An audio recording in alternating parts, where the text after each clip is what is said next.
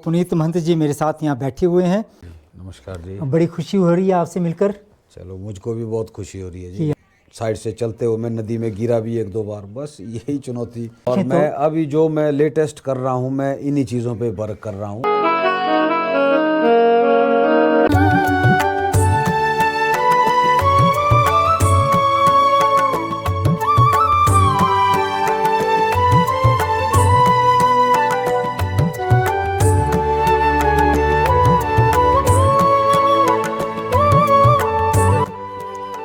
नमस्कार।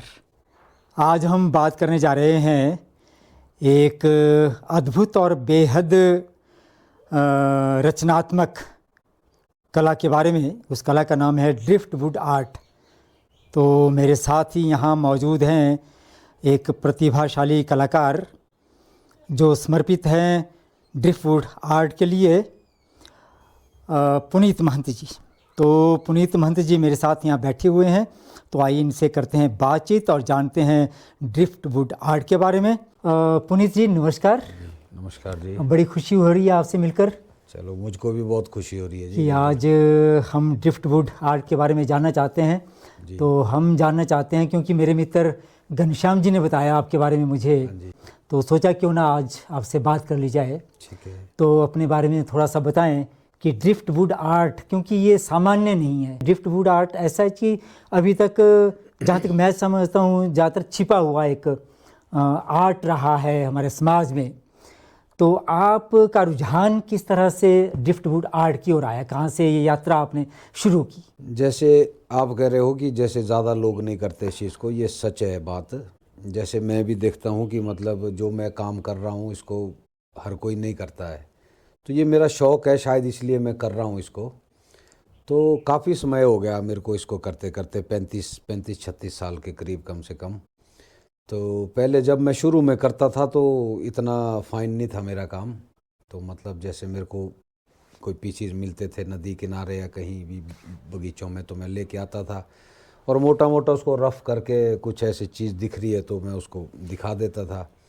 लेकिन धीरे धीरे जैसे अब जब फ़ोन मेरे पास आया तो फ़ोन में भी जैसे बाहर विदेशों में ये चीज़ बहुत चलती है, जैसे हमारे यहाँ कम है। तो अब तो कुछ लोग कर रहे हैं, मैं देख रहा हूँ हिमाचल में 2-3 लड़के हैं, और इधर चंबा की तरफ एक लड़का वो भी कर रहा है और सेल भी कर रहा है, पैसे भी कमा रहा है। तो शौक़ को मैंने मेंटेन रखा, मैं कर ही रहा हूँ। और दूसरा क्लाइंट्स भी मेरे पास काफ़ी अच्छे अच्छे क्लाइंट्स हैं इस आर्ट को ख़रीदने के लिए। मैं तो चाहता हूँ कि इस आर्ट को दूसरे भी करें और एक बड़े लेवल की एक कुछ ये इंडस्ट्री बन पाए और लोग ज़्यादा इसको खरीद पाएँ। तो आमतौर पर इस क्षेत्र की ओर ज़्यादा रुझान लोगों का नहीं रहता, पता भी नहीं होता। तो आपके कोई ऐसी प्रेरणा स्रोत रहे कि जिससे आपको प्रेरणा मिली हो? हाँ, प्रेरणा मुझको एक कुल्लू से पहले एक जगह है बवेली, तो वहाँ पे एक थे कलाकार, इस चीज़ की मतलब काफ़ी बड़ी शॉप रही है उनकी। तो कॉलेज के टाइम में ऐसे ही रुका एक दिन उधर, तो मैंने उनसे पूछ लिया कि भाई मैं भी ये चीज़ें इकट्ठी करता हूँ, कि आप मुझसे ख़रीदोगे? तो उन्होंने कहा ठीक है, हाँ मैं ख़रीदूँगा। तो मेरा शौक़ थोड़ा और बढ़ा कि इसको बेचकर मैं कुछ पैसे भी कमा सकता हूँ। तो फिर उनके पास मैं देखता था काफ़ी अच्छे अच्छे तरह के मतलब बड़े पीसीज, उन्होंने कोई ड्रैगन, कोई चिड़िया, कुछ इस तरह से बना के रखते थे वो। तो शौक़ मेरा वहाँ से भी ज़्यादा बढ़ गया इसके प्रति कि मैं कहा ये भी कर रहे हैं तो मैं भी करूँगा फ्यूचर में इस काम को। तो कला क्षेत्र में या किसी भी क्षेत्र में जब आप आगे बढ़ना चाहते हैं तो कोई ना कोई मूल स्रोत उसका रहता है, कहीं ना कहीं से प्रेरणा है, कहीं ना कहीं से आदमी लेता ही है। तो पुनीत जी ने बताया कि जिस तरह से बवेली से इन्होंने, जो ड्रिफ्टवुड आर्ट के कलाकार थे, उनसे ये थोड़ा प्रेरित हुए। लेकिन इसकी ओर इनका पहले से भी रुझान था कि ये नदियों से या इस तरह से आसपास जहाँ भी लकड़ी जो थी वो मिल जाती थी तो उसको इकट्ठा कर लेते थे। तो हम जानना चाहेंगे आपसे, मैं जानना चाहूँगा आपसे कि जो लकड़ी है वो आप कहाँ से उपलब्ध करते हैं? जैसे ज़्यादातर तो नदियों के किनारों से ही मैं इसको कलेक्ट करता हूँ। बाकी हमारे अपने सेब के बागों से भी कई बार मिल जाती है, और कहीं खेतों से भी कभी चलते हुए कुछ मतलब इस तरह की चीज़ मेरे को मिलती है तो मैं उठा लेता हूँ। लेकिन ज़्यादातर नदियों से ही मेरी कलेक्शन होती है। तो मैं समझता हूँ कि जो नदियों का सामग्री होती है, नदियों का मटेरियल होता है, वो ज़्यादा कुछ मंझा हुआ होता होगा। हाँ, क्योंकि वो थोड़ा मतलब काफ़ी दूर से पानी में बह के आती है ये चीज़ ना, तो पत्थरों से टकरा के रेत रेत से थोड़ा मतलब घुल मिल के ये एक अच्छी इसकी तरह तरह की शेप बन जाती है इसकी। और मतलब लकड़ी भी रफ ना रह के थोड़ा क्लीन भी हो जाती है इससे। और जब आप किसी लकड़ी को, क्योंकि लकड़ी को एक सामान्य नज़र से देखना और एक विशेष नज़र ड्रिफ्टवुड आर्ट कलाकार की नज़र से देखना, इस दृष्टि में अंतर है। तो आप उस लकड़ी में पहले से कुछ देखते हैं या उससे पहले आपके जहन में होता है कि मुझे कुछ ये बनाना है इस लकड़ी से? इसमें जैसे मैं कलेक्शन करता हूँ तो मैं सोचता हूँ कि मैं मतलब कैसी कलाकृति इसमें से उकेर के निकालूं। अब मैं अगर दूसरों की बात करूं तो दूसरे जब इसको कलेक्ट करेंगे वो एक ही चीज़ सोचेंगे कि इसको जलाना है। तो मेरी नज़रों में क्या रहता है कि मेरे को मतलब इसको कलेक्ट करने के बाद इसको एक मूर्त रूप देना है। तो कई बारी शुरू में ही देखने से लगता है कि ये चीज़ बनेगी, जैसे कोई भी जानवर पक्षी। फिर कई बारी ऐसा होता है कि काम करने के दौरान मतलब कुछ नया दिख गया तो मैं फिर उसको फाइनल करता हूँ। मतलब अनुभव के साथ साथ जी बिल्कुल, हाँ। उसमें ज़्यादा हाँ, मतलब जो मैंने पहले सोचा हो उससे ज़्यादा अट्रैक्टिव चीज़ अगर कोई और नज़र आए तो मैं फिर उस तरफ मोड़ के उस हिसाब से उसको तो रेडी करता ये माना जाए कि इसमें जो आपका अपना अंदाज है देखने का किसी चीज़ को। हूँ। हाँ, वो इमेजिनेशन है, ज़रूरी नहीं है कि जो मैं देख रहा हूँ उसमें वो दूसरों को भी वही चीज़ नज़र आए। तो इसमें इमेजिनेशन बहुत ज़्यादा रहती है इनमें ना, ड्रिफ्टवुड में। तो इसमें आप किस तरह के औजारों का प्रयोग करते हैं? औज़ार तो इसमें मतलब कटर से लेके चैन सॉ से लेके मतलब छोटी जो छीनी थोड़ी जो भी मतलब जैसे जो कारपेंटर यूज़ करते हैं अच्छा, जो बढ़ई के पास लकड़ी की मिस्त्री के पास मैक्सिमम वही चीज़ें रहती है, बाकी कुछ डिफरेंट रहती है जैसे सैंडिंग पेपर वगैरह, दूसरे ग्राइंडर वगैरह, मतलब काफ़ी चीज़ें हैं इसमें ना जो यूज़ होती हैं। पहले तो मैं हाथ से ही करता था बट अब मैंने भी मतलब पूरा अपना सेटअप रखा है, मशीनें रखी हैं सारी। तो इसको देखिए, अभी आपने कहा कि जिस तरह से कुछ एक के लिए तो लकड़ी जलाने के लिए है, हाँ जी। कि जलाने के लिए कि उसका काम इतना ही है, या वेस्टेज है वो नदी के किनारे पड़ी हुई है, बह कर आई है, लेकिन उसमें आपका जो कलाकार हृदय है वो उसमें मूर्त रूप आ जाता है। तो इसका मतलब है कि जो वेस्ट चीज़ों का है, वेस्ट चीज़ें हैं लकड़ी उस तरह से, उसका भी आप प्रयोग कर लेते हैं, एक नया रूप, एक नया रंग, एक आकार दे देते हैं उसको। हाँ जी बिल्कुल, है तो ये बेस्ट वुड ही है, वेस्ट वुड। लेकिन मैंने कभी भी अपने ड्रिफ्टवुड बनाने के लिए कभी भी लाइफ में हरे पेड़ों को नुकसान नहीं पहुंचाया, कभी पेड़ों की जड़ें नहीं खोदी। जो मुझको खुले में मिली प्रकृति की तरफ से मैंने उस पे ही वर्क किया आज तक। आप क्या देखते हैं इस ड्रिफ्टवुड आर्ट का भविष्य, क्या देखते हैं? नहीं, भविष्य है। अब मेरे पास भी अच्छे अच्छे क्लाइंट्स हैं जो मेरे आर्ट वर्क को मुझसे खरीदते हैं, मेरे दामों पर ही वो खरीदते हैं। स्थानीय हैं या होटलियर्स टूरिज्म से जुड़े हुए हैं, नहीं, या देश विदेश के भी हैं? हाँ, देश विदेश के भी हैं। हमारे इंडियंस भी काफ़ी हैं, जैसे गुजराती, महाराष्ट्रियन, दिल्ली से हैं काफ़ी, और जयपुर से भी हैं। तो काफ़ी लोग हैं जो अब मेरे को जानने भी लगे हैं और मुझसे मेरे आर्ट वर्क ख़रीदा भी, और अपने फ्रेंड सर्कल में भी मतलब अपने दोस्तों को भी मुझसे इंट्रोड्यूस कराते हैं। तो मुझको फ्यूचर अच्छा नज़र आ रहा है इसमें। तो क्या नई पीढ़ी के लिए आप सुझाव दे सकते हैं कि वो इसको प्रोफेशनल रूप में अपना सकते हैं इस पेशे को? हाँ बिल्कुल, ये काम बिल्कुल प्रोफेशनल तरीके से किया जा सकता है, क्योंकि मैं इंस्टाग्राम पेज चलाता हूँ अपना, पुनीत ड्रिफ्टवुड आर्ट करके।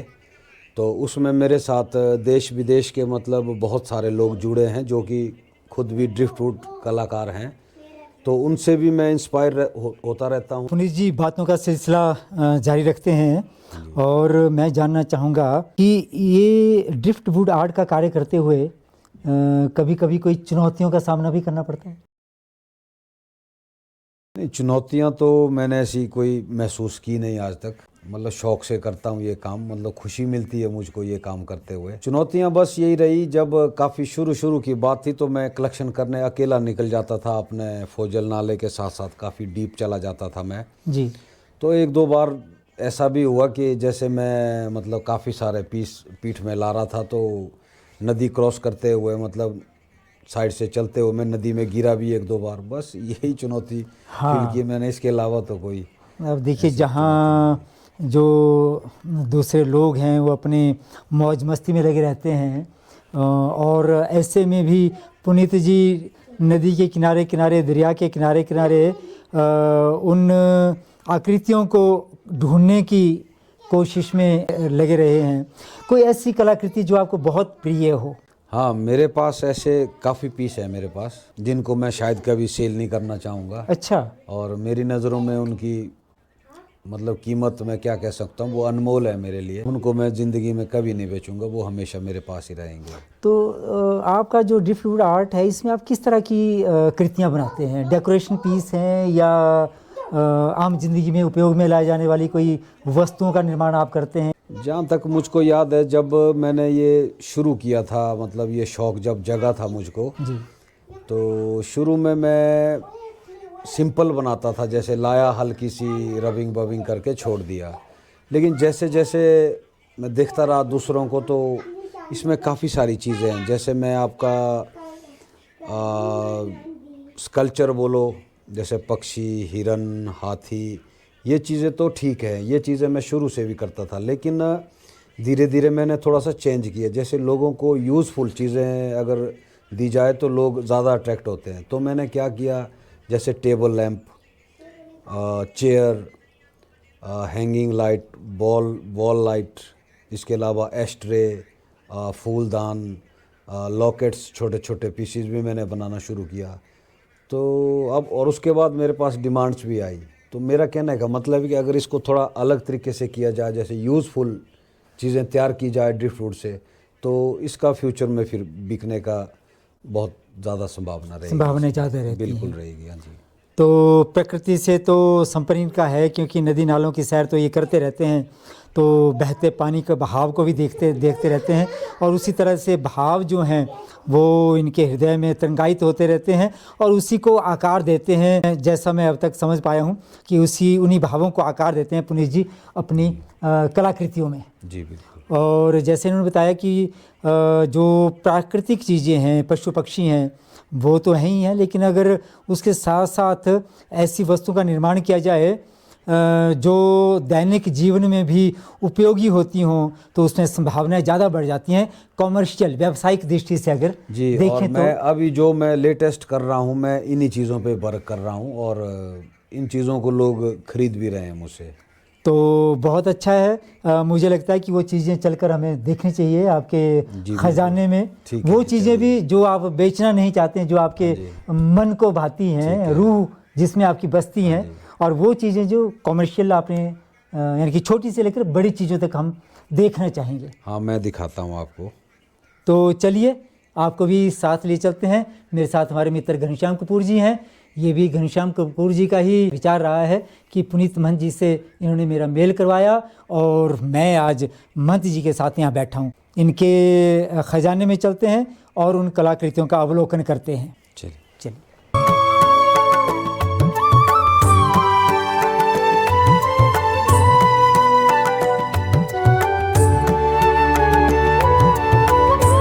तो ये देखिए हम प्रवेश कर रहे हैं इनके कलाकृतियों के संग्रह की ओर।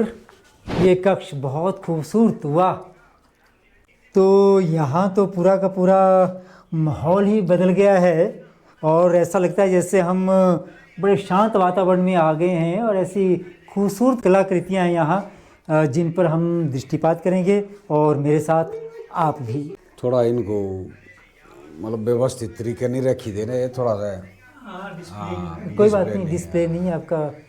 थोड़ा सा। ये है आपका फ्लोर लैंप, तो काफ़ी प्रचलन में है ये चीज़। ये है ड्रिफ्टवुड बटरफ्लाई। एक बार मैं कोई पीस तैयार कर रहा था तो उसमें से एक कटिंग करके एक टुकड़ा निकला जो नीचे गिरा, जो तितली के पंखों के जैसा था, और बाद में मैंने उसको तितली ही बना दिया उसको। क्या बात है, बहुत खूबसूरत। अब जैसे मैं जो आपको यूज़फुल चीज़ों की बात कर रहा था, तो ये है आपका दीवार में लगने वाला बुक रैक, जो मतलब इस तरह से लगेगा और इस पे आप अपनी बुक्स वगैरह रख सकते हैं। तो ऐसी चीज़ें तैयार कर रहा हूँ मैं फ्यूचर में। ये लग रहा है जैसे आइजैक्स के सींग है नीचे। बिल्कुल बिल्कुल, बड़ा जबरदस्त। हाँ जी, हाँ जी। और यहाँ पे जो बड़ी है ये चेयर है जिसको अभी तैयार करना बाकी है। अच्छा, ये चेयर है इधर, हाँ जी, ये वाली। इस तरह के भी मैं तैयार कर रहा हूँ। ये क्या चीज़ है जी? अच्छा, ये टेबल लैंप है। तो जब जलता है तो काफ़ी अच्छी रिफ्लेक्शन रहती है इसकी। और टेबल लैंप में कुछ इस तरह की चीज़ें भी मैं तैयार कर रहा हूँ जो अच्छा। कि लोगों के यूज़ की चीज़ें हैं और लोग पसंद भी कर रहे हैं इसको। बहुत बढ़िया। हाँ, ये हैंगिंग लाइट है जी, ये हैंगिंग लाइट है। काफ़ी ज़बरदस्त ड्रिफ्ट वुड यूज़ किया है मैंने इसमें। अच्छा, ये हैंगिंग जो लाइट थी। अच्छा, इस तरह से अच्छा, ऐसे लगेगी आएगी ये नीचे से ऊपर को। हाँ जी, अरे वाह, ये क्या जैसे बात मतलब ऑफिस में या जैसे होटल में, कॉटेजेस में ये लाइटिंग के तौर पर यूज़ की जा सकती है ये चीज़। है। बहुत बढ़िया। और जैसे जो सिंपल सजाने के लिए होती है, जैसे ये बतख है, बतख है। इसमें बेस मैंने पत्थर का दिया हुआ है। अच्छा, ये पत्थर है नीचे। हाँ जी, ये पत्थर का है बेस। हैंगिंग लाइट्स में मेरे पास कुछ इस तरह की चीज़ रहेगी। अच्छा, इसमें ये बल्ब, फानूस की तरह। हाँ, इसमें बल्ब लगेगा बीच में। और ये मैंने छोटी छोटी ड्रिफ्ट वुड्स को जोड़कर बनाई हुई है ये लाइट। किसी को कुछ इस तरह की चीज़ भी अच्छा, वेलकम। बनवानी हो तो ये चीज़ भी मैं तैयार करता हूँ। ये भी ड्रिफ्ट वुड्स हैं सारी। ये भी टेबल लैंप है जो कि होटलों में, घरों के बेडरूम में यूज़ किया जाता है। और कुछ इस तरह की डिज़ाइंस भी तैयार कर देता हूँ मैं। लैंप भी डिफरेंट डिफरेंट शेप में रहते हैं। जैसे ये भी टेबल लैंप है। बहुत और ये जो इसमें कवर लगा, ये हमारे कुल्वी लोकल आर्ट है ये भी। और ये जो वुड है ये सेब की लकड़ी है। जो हमारे बागों में पेड़ ख़राब हो जाते हैं उसमें से मैं, जो मेरे काम की होती है, तो मैं कलेक्ट करके कुछ इस तरह की चीज़ तैयार करता हूँ उससे। ये है, ये अच्छा। लॉकेट्स, ये सबसे छोटी चीज़ है मेरी ड्रिफ्ट अच्छा, वुड की। लॉकेट्स बनाए हैं आपने ये? हाँ जी, हाँ जी। क्या बात है, ये तो बड़े खूबसूरत तराशे गए हैं। हाँ लगता है जी, जैसे कोई धातु है। हाँ बिल्कुल, लेकिन ये लकड़ी है। और ये क्या बन रहा है ये गोलाई में? ये अभी ऐसे ही बना के रखा है। अच्छा, अभी लेकिन शेप देना डिपेंड, बाकी हाँ है। जी, अभी डिपेंड करेगा जो इसका बायर होगा वो इसके अंदर शीशा लगवाना चाहेगा या कोई पेंटिंग लगवाना चाहेगा। अच्छा अच्छा, तो मैंने ये मतलब ऐसे ही अभी तैयार करके रखा। ये कस्टमर की जो भी डिमांड चॉइस होगी, पे हाँ डिमांड जी, उस आधार पे तैयार किया जाएगा। पे। और यहाँ मैं देख रहा हूँ कुछ मछलियाँ जैसी हैं। हाँ, ये फिश है, मछलियों का जोड़ा है। ये दीवार में लगेंगी ऐसे। और इसके पीछे लाइटिंग रहेगी जो कि, इसके ऊपर क्या ये वार्निश जैसी वार्निश की होती है, क्या होता है? हाँ, ये पॉलिश पॉलिश हुआ पॉलिश है किया हुआ इसमें। है। और ये ट्रे है ऊपर क्या?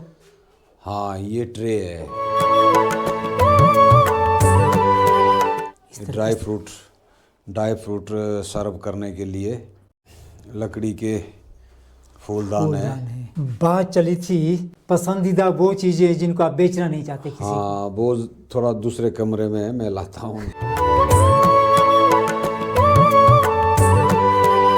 तो अब हम देखने जा रहे हैं वो चीज़ें जो इनकी अति प्रिय कलाकृतियों में से हैं और जिनको ये हमेशा अपने पास सुरक्षित रखना चाहते हैं, उनको कहीं बाज़ार में बेचना नहीं चाहते। और स्वाभाविक है कि ऐसी चीज़ें ही और वो इसमें- चीज़ें होती हैं जिससे कलाकार की रूह, आत्मा जो है वो जुड़ी हुई होती है। तो आइए देखिए उन वस्तुओं को महोदय। ये देखिए, इसमें अरे। एक चिड़िया बैठी रहेगी इसमें। क्या बात है, ये मैंने खुद तराश कर बनाई है बहुत अच्छी तरह से। बहुत। और तराशा भी बड़े खूबसूरत और तरीके से। इसमें दूसरी तरफ जो है एक मछली का फेस अरे रहेगा वाह। इसमें। हाँ हाँ हाँ हाँ, बहुत खूबसूरत। और इसके बाद जो मेरा सबसे पसंदीदा पीस है वो ये वाला है। इसमें बहुत सारे स्कल्पचर नज़र आएंगे आपको। और ये डबल फेस पीस है मेरा। और दूसरी साइड ये है इसकी।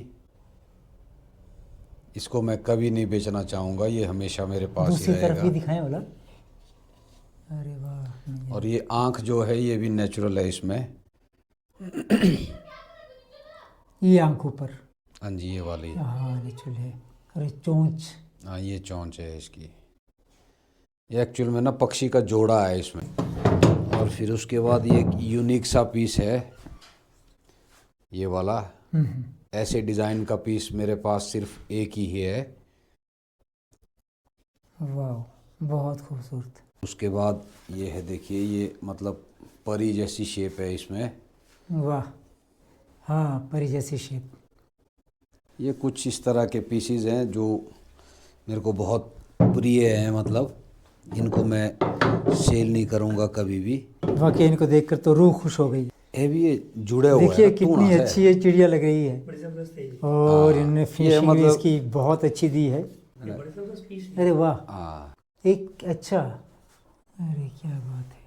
अब इसमें देखो नेचुरल जो ये बारीक ये नहीं ना, ये बहुत ही अद्भुत है ये, ये पता क्या है जी, है ना? ये जड़ है ना पेड़ की, ये मतलब पत्थरों के बीच में ना, मतलब जैसे चपटी रही है ये। कोई ऐसी जगह जड़ चली गई ना जहाँ इसको इस तरह से फैली है, तब ये डिज़ाइन बना है। जैसे बेल अपने बच्चे को दूध पिला रही है, और दो पक्षी और ये मैथुन क्रिया में है। आप कहीं भी देखो आपको हर जगह शेप मिलेगी कोई ना हाँ, शेप मिलेगी कोई, है ना? इसमें। आज तो देखिए यूं सामान्य से दिखने वाली लकड़ी कभी रही होगी, कला के पारखी हृदय ने उस लकड़ी में जान डाल दी है। नाक है, मुंह है, इसको आप ये इतना ही देखो तो आपको हाँ, इसका ये कान मान लो, ये आपको अलग से नजर आएगा। ये इमेजिनेशन था ना, जैसा जिसको देखो दूर रख के बिल्कुल। देखेंगे ना। ये इसका जैसे मूंछ मान लो, नाक, हाँ, ठोडी, बिल्कुल बुजुर्ग नजर आ रहे हैं। बुजुर्ग नजर आ रहे हैं। यहाँ देखो मछली, मछली। ये इतना बड़ा मछली है। बहुत सुंदर कलाकृतियों के साथ हमारे साथ पास खड़े हैं पुनीत जी। पुनीत जी की सुंदर कलाकृतियाँ देखने का हमें मौका मिला। घनश्याम जी, रूह खुश हो गई, क्या लग रहा है आपको? बिल्कुल जी, बहुत बढ़िया, बहुत सुंदर। जी धन्यवाद।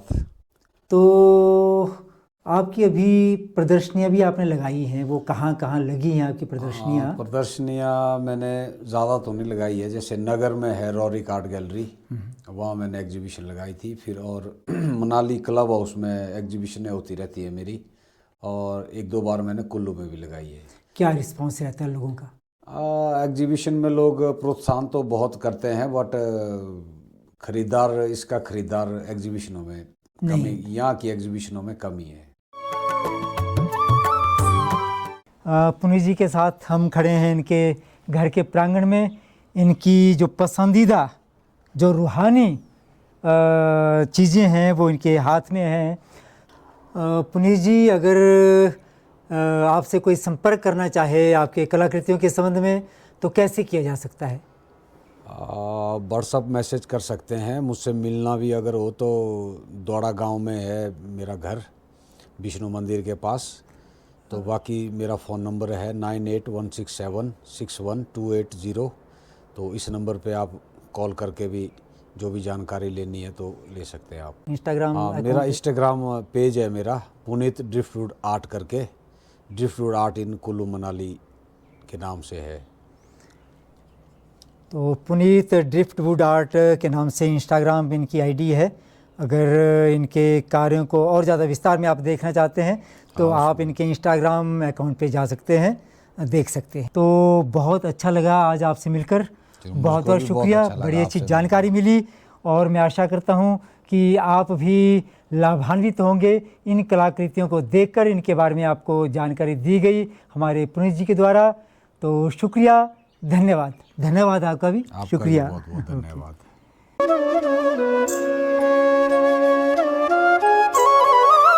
तो चलिए चलते हैं। ठीक है। ठीक है पुनीत जी, ओके बाय। तो घनश्याम जी, कैसा रहा आज का संयोग अपने कलाकारों के साथ? बहुत बढ़िया। मुझे तो लगता है कि ये हमारी उम्मीद से ज़्यादा था। बहुत अच्छी तरह से पुनीत महंत ने अपनी कृतियों की व्याख्या की, और अच्छे शब्दों में, और उसमें जो कुछ भी उन्होंने जानकारी दी वो उनकी बिल्कुल भावना से जुड़ी हुई जानकारियाँ थी। बहुत अच्छा लगा। बिल्कुल, शुक्रिया। तो अभी थे हम कटराई के पास, जिला कुल्लू के कुल्लू मनाली मार्ग के बीच कटराई के पास गांव द्वाड़ा में। और वहाँ द्वाड़ा में हम मिले अभी ड्रिफ्टवुड आर्ट के चितेरे कलाकार पुनीत महंत जी से, और अब हम लौट रहे हैं पुनः अपने गंतव्य स्थल की ओर।